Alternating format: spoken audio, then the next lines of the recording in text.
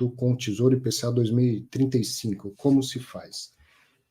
Olha, um preço teto não, mas eu vou mostrar um negócio legal. Foi uma pergunta que eu recebi de uma aluna, e aí eu respondi, ela falou, nossa, que interessante, não tinha pensado isso, e aí eu me dei conta que eu não tinha pensado numa coisa tão simples, que eu podia ter disseminado mais. Então, façamos o seguinte, é lógico que, apesar de não ter um preço teto, os juros pagos pelos títulos públicos estão muito, muito altos e muito convidativos.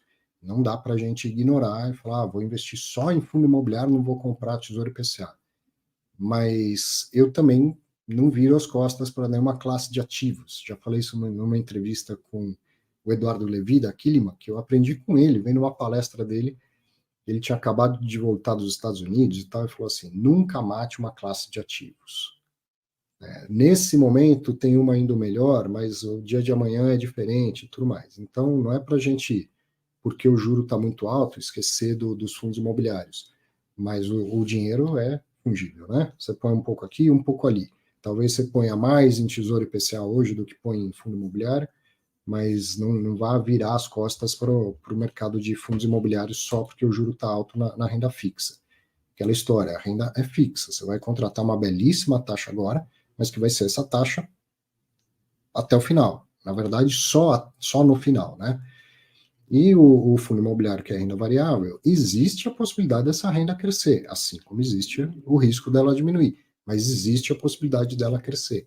Então, você trava numa taxa super interessante, que amanhã o mercado pode estar praticando IPCA mais 7, mais 8 e tal, e né, você fala, putz, a minha é só IPCA mais 6.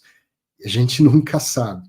Mas você trava aqui uma taxa muito boa. Na outra, por que justifica você investir em renda variável? Por acreditar na possibilidade de que no longo prazo esse ganho seja crescente, embora isso vá acontecer em ondas, não vai ser linearmente crescente, né? E sobre a questão que eu falei, que eu respondi para uma aluna, tá falando, alguns fundos caíram, tal, eu dei uma olhada e me parece que não tem nenhum problema com eles. Como que eu sei se é uma questão de mercado, se é um evento sistêmico, né? E aí eu falei, é simples. Vão ao Tesouro IPCA, lá no site do Tesouro Direto, vem aqui em títulos, deixa eu ver se está aparecendo na tela. Títulos, preços e taxas dos títulos. E aí, mais para baixo de tudo isso, você vem aqui em histórico de preços e taxas, clique em ver mais, e tanto faz investir ou resgatar, tanto faz, escolhe um deles, ele abre gráficos, tá vendo? O pré-fixado já funciona, mas vamos usar um Tesouro IPCA. E também tanto faz o vencimento. Vamos lá no 2035. O que está acontecendo aqui? Ó? O site do Tesouro ele permite a gente ver tanto o gráfico da taxa, que na verdade é o yield, a rentabilidade do título, quanto o gráfico de preço. Sabe que o mercado de fundo imobiliário, você sabe, a origem da sua pergunta já mostra isso, que ele tem uma correlação com esses títulos do Tesouro IPCA. Que correlação é essa? Se você estiver olhando pelo lado da taxa, a correlação é negativa. Se a taxa do título está subindo, o preço dos fundos imobiliários tende a cair.